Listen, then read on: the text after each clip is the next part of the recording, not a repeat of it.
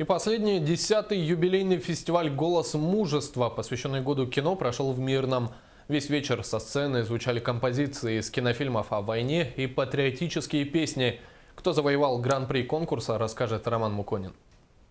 Тема фестиваля выбрана не случайно. 2016 объявлен в России годом кино, поэтому организаторы подготовились основательно. Они собрали данные по всем советским актерам, принявших участие в Великой Отечественной войне и с боями, дошедших до Берлина. Они сражались за Родину.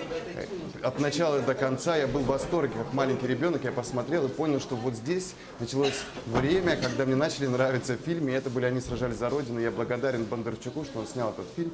Кинохроника, оформление сцены и костюмы участников создавали в зале атмосферу вечера на передовой, когда после боя солдаты собираются у костра и поют о том, что волнует именно их.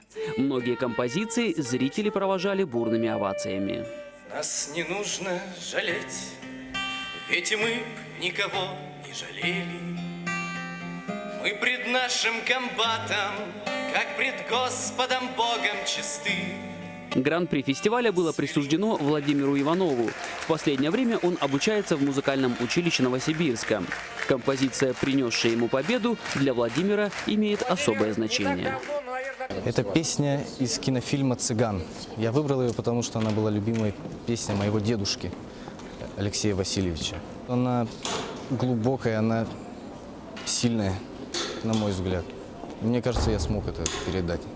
Лауреатами фестиваля третьей степени стал коллектив Мирлинского театра. Награду второй степени получила трио клуба бардовской песни «Зеленая карета».